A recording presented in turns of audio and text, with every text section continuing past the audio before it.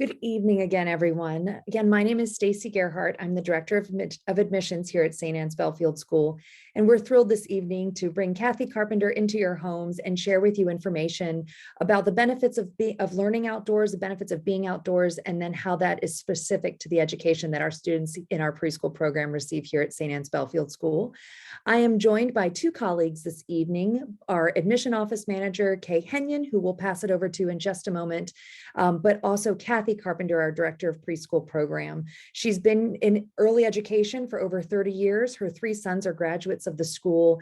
And as a parent whose child came through the preschool program, I cannot sing her praises enough, both for when my child was in the preschool and now as a second grader. I certainly call on Kathy's expertise a great deal. So to get this evening started, again, I would love to pass this off to Kay Henyon, our Admission Office Manager. Good evening, and thank you all for joining us. In just a moment, Kathy will share with us the benefits of learning outdoors, as well as some specific examples of these benefits here in our preschool at St. Anne's Belfield School. Following Kathy's presentation, we will have time for question and answers. You're welcome to submit your questions through the chat feature, or of course, you can wait and ask them live at the conclusion of the presentation. We will answer as many as we have time for. At the conclusion of the question and answer, Stacy's going to review our admissions process and timeline. Please know this event's being recorded and will be posted on our virtual admissions website soon. Thank you and enjoy the program.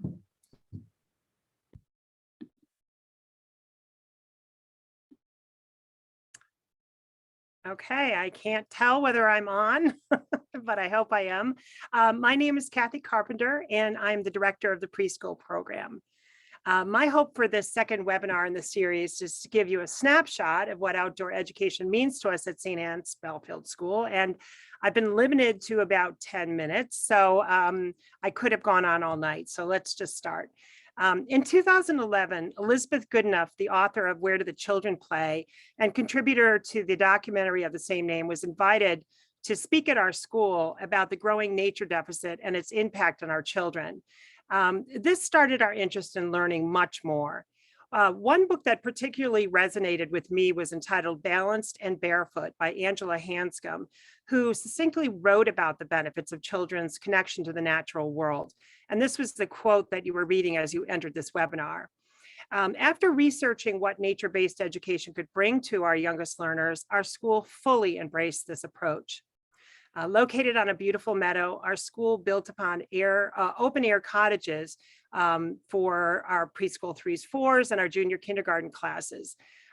We developed many outdoor learning stations. We reimagined play areas such as a fairy island, which was fashioned out of a stump of a beloved fallen tree on the campus. Created a quarry where children could dig and build and plan STEM design work. Started designing an outdoor art garden, and we've many areas, including the use of great walking trails that support all of our curricular areas. So as we get started today, I'd like to first recount one of our recent hikes in the woods. One of our students noticed a very unusual growth, a teeny tiny mushroom. It was peeking out under the drop leaves of a tree, and they pointed it out to the teacher. The children were soon crouching down, carefully observing and asking questions. The following hike, they started noticing that not only had it grown, but they were noticing more types along with lichen and fungus. And the teacher was musing about, I wonder why they were appearing more after a rainy day. I heard the children exclaim, hey, some of these mushrooms had been nibbled upon. They were so excited to tell me all about the different types of mushrooms, from the tiny parasola toadstools near the fallen forest to the bright orange chicken of the woods. And my favorite, the bright neon blue, I can't think of the name, but they probably can, found on the farther trails. These are just a few of the amazing finds they had during this exploration. So was this experience important because now they'll be able to name all the different types of mushrooms? No, the content itself wasn't the most important things, but they were hiking. Children were climbing over logs and leaping over holes in the paths and navigating trails in the wood. While they were doing that, they were developing their gross motor skills, as well as challenging themselves with what degree of risk they wanted to take. Should we jump over this log, or are we going to try to scamper around? They're being encouraged by their friends and brainstorming with one another about the best way to accomplish this. As they were walking, they remembered to keep off of certain areas, as there were living things that should be protected. They were practicing being environmental stewards. When reflecting after the walk, they were learning about research and how to find answers to things they didn't know. As they were walking, they were sharpening their visual acuity, their sense of observation honed. These are just a few of the cross-curricular benefits found on one single walk. And one of the beautiful things about outdoor education is that while may not be a predetermined walk plan on the walk to focus on mushrooms, the objective is always there, children's learning. And our teachers know how to scaffold each teachable moment to guide them to develop the skills and understandings that we want our preschoolers to develop. So let's go back to the initial description of the value of outdoor education and think about just some of the ways it supports our children's development. So develop the senses. Each day, our children experience firsthand the feeling of gentle breezes. They watch a soaring bird overhead. They hear the sound of airplanes. They notice the changes in the fauna and the animals they see daily. The children are literally being bathed in sensory input. In addition, think about how it feels for you to take a walk outside. Studies have shown that nature bolsters children's resilience against stress or adversity. And I can attest to this. Recently, two partners were taking turns leading their class in the woods.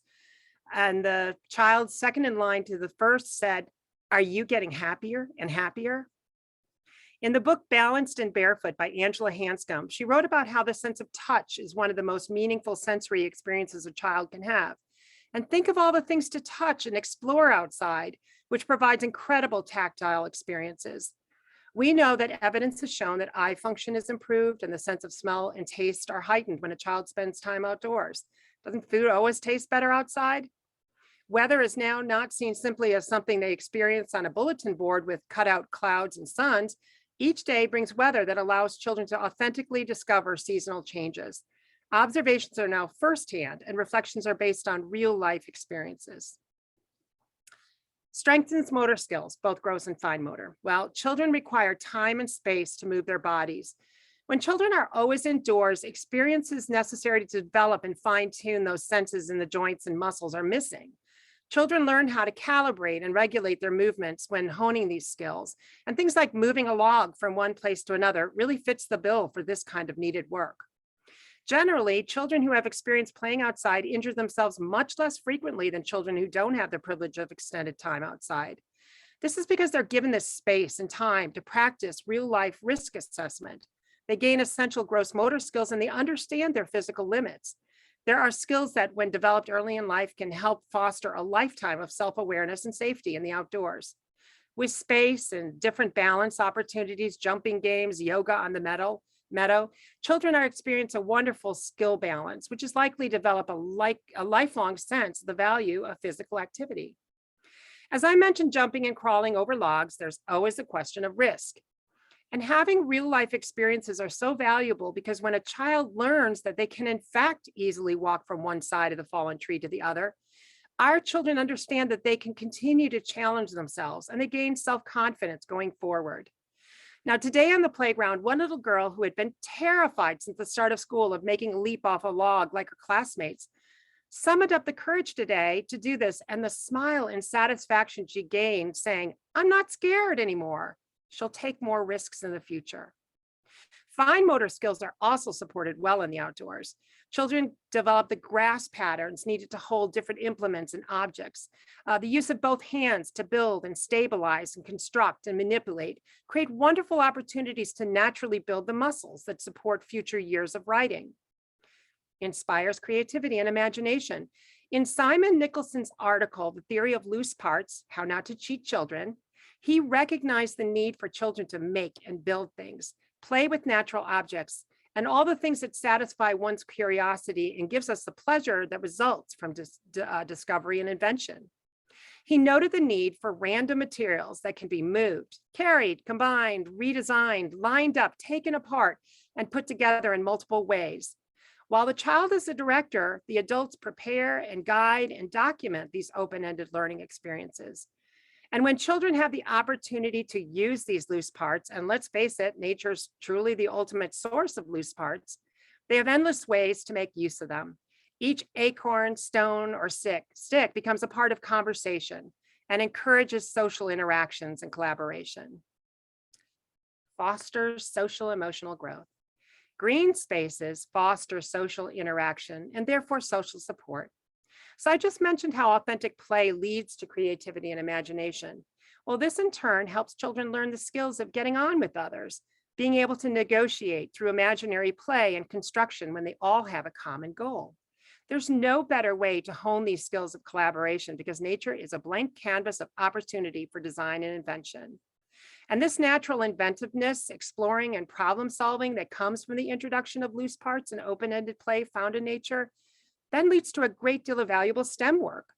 When you say play is a child's work, this is what we mean. I'll give you an example, an idea that one of the children had earlier in the year.